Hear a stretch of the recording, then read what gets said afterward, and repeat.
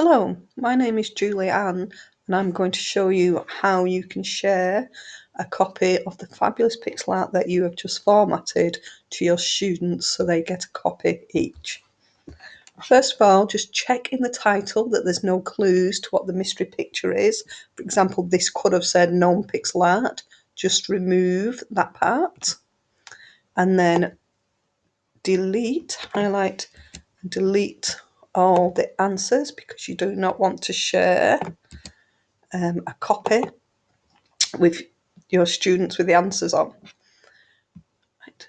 Then you go up to here, the green share tab, change to anyone with the link, click on that, and then copy link, so link's copied, done.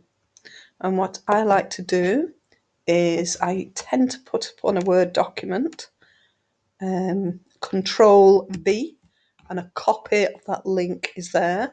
So then you need to change and remove everything from after this slash here.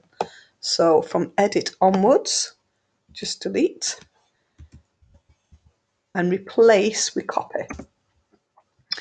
And then when your students, this is the link you will share with your students, they will have their own copy to work on.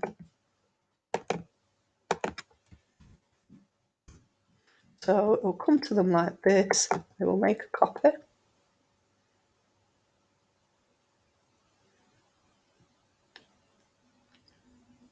And they've got their very own version of the pixel art that you have formatted, so they can start working on it. And they will be amazed as they type in the answers, a picture magically reveals. What's good about these pixel arts as well is that if your student is struggling with a calculation, they can go to the next one and can come back to it. If it is shared and the picture, you cannot see all of it, the student can go up to there and make the actual screen size smaller, but for this one it is fine. Well, I hope that was useful and thank you.